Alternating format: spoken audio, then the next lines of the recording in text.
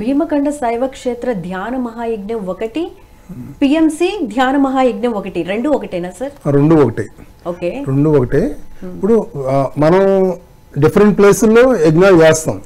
అది పిఎంసి ధ్యాన మహాయజ్ఞం 1, పిఎంసి ధ్యాన మహాయజ్ఞం 2, 3 అట్లా మనం చెప్పుకుంటాం. లోకల్ గా ఎవరైతే ఎక్కడైతే యజ్ఞాలు చేస్తున్నారో దానికి ఆ పేరు వస్తుంది. ఇప్పుడు శ్రీ భీమకండ ధ్యాన మహాయజ్ఞం అని శైవక్షేత్ర ధ్యాన మహాయజ్ఞం అని వచ్చింది. ఇంకోసారి చేసినప్పుడు వాళ్ళు వేరే పేరు పెట్టుకుంటారు. కానీ మన సిరీస్ మాత్రం BAM1 BAM2 ఎట్లా పెట్టుకుంటున్నామో అట్లా కంటిన్యూ అవుతుంది అనమాట. ఓకే సార్, అయితే ఇది పర్టికులర్ గా అంటే మన పత్రిజీ ధ్యాన మహాయాగానికి రాలేనటువంటి ధ్యాన మిత్రుల కోసం మన పిఎంసి కోసం అంటారా? అది ఒక కారణం మాత్రమే. ఓకే, రెండవది ఏంటంటే ఎప్పుడు బయట జరిగేటువంటి ఏ థింగ్స్ కైనా కానీ దాని వెనుక ఉన్నటువంటి శక్తి యొక్క క్యాలిక్యులేషన్స్ అన్ని డిఫరెంట్ గా ఉంటాయి. సార్కి ఎందుకో ఇంటిట్యూగా అనిపించింది. ఓకే, అది అనిపించడానికి వెనుక కూడా ఒక కారణం ఉంటుందన్నమాట. అది సంక్రాంతికి ముందు ఈ యజ్ఞం అనేది జరగబోతోంది కదా సార్? అవును. అంటే దాన్ని కూడా దృష్టిలో పెట్టుకుని మీకు ఈ థాట్ వచ్చిందా? అంటే దాన్ని దృష్టిలో పెట్టుకుని అసలు దేన్ని దృష్టిలో పెట్టుకుని రాలేదు. జస్ట్ ఆ థాట్ వచ్చింది, వాళ్ళతో నేను చెప్పగానే వాళ్ళు ఇమీడియట్ గా యాక్సెప్ట్ చేశారు. ఇట్లా అంటే మేము కొన్ని నెలల నుంచి అనుకుంటున్నాం, యాక్చువల్ గా ఈ యజ్ఞాలు చెయ్యాలి అనేది అనుకుంటున్నాం. పిఎంసి నుంచి లాస్ట్ నుంచి అనుకుంటున్నాము. సో అది అక్కడ చేస్తే బాగుంటుంది అని ఒక థాట్ రాగానే వాళ్ళు దాన్ని ఇంప్లిమెంట్ చేస్తున్నారు, అంతే. సింపుల్ గా చెప్పాలి అంటే. అంటే ఎవరి ఆధ్వర్యంలో మెయిన్ గా జరగబోతోంది సార్? అక్కడ ద్రాక్షారామంలో గుప్తా గారు ఉన్నారు, అన్నపూర్ణ మేడము, వాళ్ళ మెయిన్ ఆధ్వర్యం. మరి వాళ్ళకి సపోర్టింగ్ గా మరి ఆ జిల్లా ఈస్ట్ గోదావరి జిల్లాలో ఉన్న మాస్టర్స్ అందరూ కూడా ఆ సపోర్టింగ్ తో వాళ్ళు అది దాన్ని ఆర్గనైజ్ చేస్తున్నారు. ఓకే, మరి ఎంతమంది ధ్యాన మిత్రులు వచ్చే అవకాశం ఉంది సార్ ఈ కార్యక్రమానికి? 1000 నుంచి 2000 మంది మధ్యలో వస్తారు. మరి వాళ్ళకి అకామిడేషన్స్ అవన్నీ ఎలా ప్లాన్ చేసుకున్నారు? ఎవ్రీథింగ్ అకామిడేషన్స్ కానీ ఫుడ్ కానీ అన్ని చక్కగా ప్రొవైడ్ చేస్తున్నారు. ముఖ్యంగా ఈ సందర్భంగా మనం చెప్పుకోవాల్సింది గుప్తా గారు, వారి సతీమణి అన్నపూర్ణ గారు. ఎందుకంటే ఎవరైనా మాటలు మాట్లాడడం చాలా సులభం. ఈ యజ్ఞానికి దాదాపు 15-16 లక్షలు ఖర్చు అవుతుంది. ఓకే, చిన్న అమౌంట్ కాదు అది. వాళ్ళు స్వచ్ఛందంగా పిఎంసి కోసం మేము అండ్ అక్కడ ఆ ద్రాక్షారామంలో ఆ యజ్ఞం చేయాలి అని చెప్పేసి వాళ్ళంత పరితపిస్తూ వాళ్ళంత ముందుకు రావడం అన్నది చాలా గొప్ప విషయం. చాలా తక్కువ మంది వస్తారు అలా.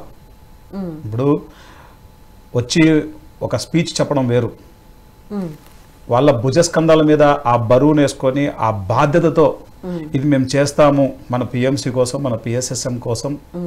అక్కడ లోకల్గా కూడా ఆ ప్రోగ్రామ్ జరిగినప్పుడు ఏమవుతుంది, entire east Godavari, west Godavari ఉమ్మడి జిల్లాలు అవి, ఆ జిల్లాలన్నీ కూడా స్ట్రెంగ్తన్ అవుతాయి, మరింత ప్రోగ్రెస్ అవుతుంది.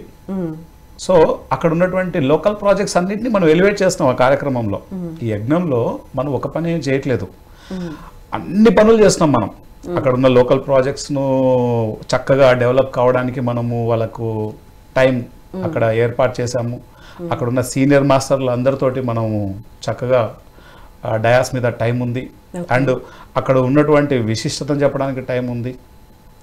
ఆ యొక్క టెంపుల్ యొక్క ప్రాశస్త్యాన్ని, ఆ టెంపుల్లో మనం మెడిటేషన్ చేయడం చాలా ఇంపార్టెంట్. ఫర్ ఎగ్జాంపుల్ మనం రీసెంట్గా కాశీలో పెట్టాం. ఇక్కడ నుంచి మనకు చాలా దూరం. ఎందుకు కాశీకి వెళ్ళాం? కాశీ అనేది ఈ భూమండలానికి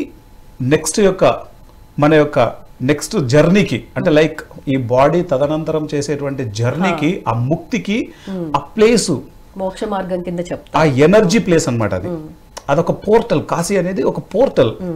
ఈ డైమెన్షన్ నుంచి నెక్స్ట్ డైమెన్షన్ కి ఒక పోర్టల్ అది.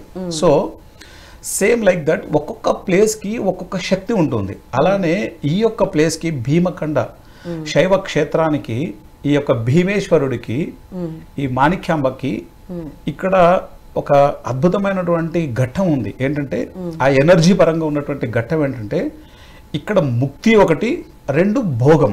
అంటే అన్ని జీవితంలోని అన్ని కోణాల్లో ఒక మనిషికి ఏదైతే లభించాలో అవన్నీ లభించేటువంటి శక్తి క్షేత్రం అనమాట అది. ఒక్కొక్క క్షేత్రానికి ఒక్కొక్క ప్రాశస్త్యం ఉంటుంది. కాశీ అంటే ముక్తి తప్ప ఇంకేం మాట్లాడడం. అక్కడ భోగం ఇవన్నీ ఉండవు, తగలెట్టడాలే ఉంటాయి. ఫ్రెష్ గా బాడీలో వస్తుంటే తగలెడుతుంటారు. ఓకే, అది ముక్తికి మార్గం అది. అందుకే మోక్ష మార్గ యజ్ఞం అని పెట్టాం మనం.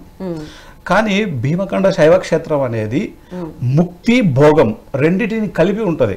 ఇక్కడ ఏ మనిషి అయితే తన యొక్క ఆర్థిక పరమైనటువంటిది కానీ భౌతిక సంబంధమైనటువంటి ఏ విషయాలలోనైనా సరే అక్కడ కూర్చొని తనతో తాను తన శక్తికి తను కనెక్ట్ అవుతే ఆ కావాల్సినవన్నీ ఆ ఎనర్జీ సోర్స్ నుంచి తను తీసుకోగలుగుతాడు అనమాట. ఆ టెంపుల్కి ఉన్నటువంటి ప్రాశస్త్యం అది అట్లా. ఓకే, అంటే అది టెంపుల్ సరౌండింగ్స్ లో జరుగుతుందా లేకపోతే పర్టికులర్ ఒక ఏరియా అని అనుకున్నారా సార్ ద్రాక్షారామంలో? ద్రాక్షారామమే ఆ టెంపుల్ యొక్క ప్రాశస్త్యమే అది. ఆ టెంపుల్ అంతా కూడా ఉంటుంది, ఆ ఎనర్జీ అంతా. ఓకే, ఆ టెంపుల్ ఒకటే కాదు, ఆ చుట్టూ అంతా కూడా ఉంటుంది. ఆ టెంపుల్ పక్కనే ఓకే, ఆ టెంపుల్ ని ప్రిన్సెస్ లోనే ఇప్పుడు జరిగేది కూడా, ఈ ప్రోగ్రామ్ జరిగేది కూడా, మన యజ్ఞం జరిగేది కూడా ఆ ప్లేసే. ఓకే.